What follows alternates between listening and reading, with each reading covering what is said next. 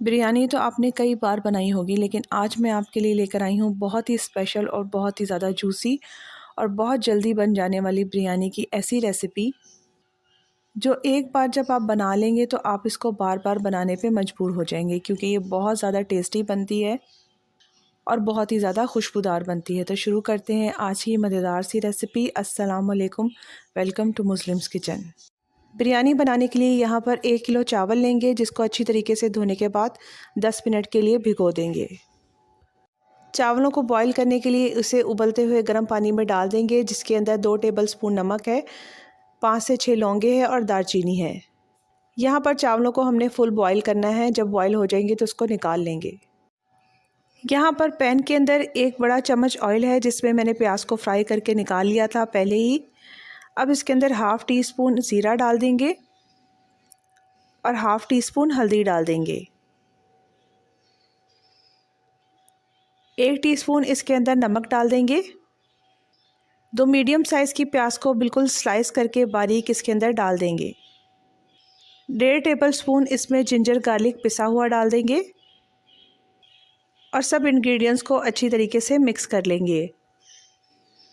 जब प्याज मसालों में अच्छी तरीके से मिक्स हो जाएगी तो इसमें आधा कप के बराबर पानी डाल देंगे और इसके बाद इसमें चिकन शामिल कर देंगे। तो यहाँ पर मैं 1 kg चिकन शामिल कर रही हूँ, जिसको 5 मिनट के लिए मैंने सिरके में भिगो दिया था और उसके बाद इसको धो लिया। चिकन को अच्छी तरीके से मिक्स कर देंगे और इसके बाद इसको कवर कर देंगे तकरीबन 12 मिनट के लिए, ताकि चिकन यहाँ पर गल जाए। यहाँ मज़ीद पानी डालने की ज़रूरत नहीं पड़ेगी, क्योंकि प्याज भी पानी छोड़ेगी, जो चिकन को गलाने के लिए काफ़ी है। चिकन यहाँ पर गल चुका है। अब फ्लेम को थोड़ा सा हाई करके चिकन को भून लेंगे और जब ये भून जाएगा तो इसको उतार के अलग रख लेंगे। बिरयानी तैयार करने के लिए पैन के अंदर आधा कप ऑयल डाल देंगे।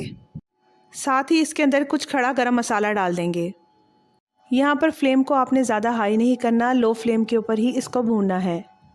अब इसमें पिसे हुए मसाले शामिल करेंगे, जिसमें 1.5 टेबलस्पून लाल मिर्च का पाउडर है, 1 टीस्पून काली मिर्च का पाउडर है, 1 टीस्पून गरम मसाला है, 1.5 टेबलस्पून ही धनिया है पिसा हुआ और 1 टेबलस्पून नमक है।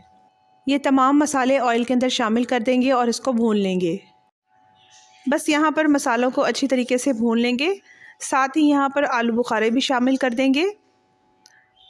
2 मीडियम साइज़ के टमाटरों को मैंने चॉप कर लिया था, ये भी डाल देंगे और 1 कप के बराबर दही ऐड कर देंगे। दही डालने के बाद मसालों को अच्छी तरीके से भूनेंगे जब तक ऑयल इसका ऊपर ना आ जाए।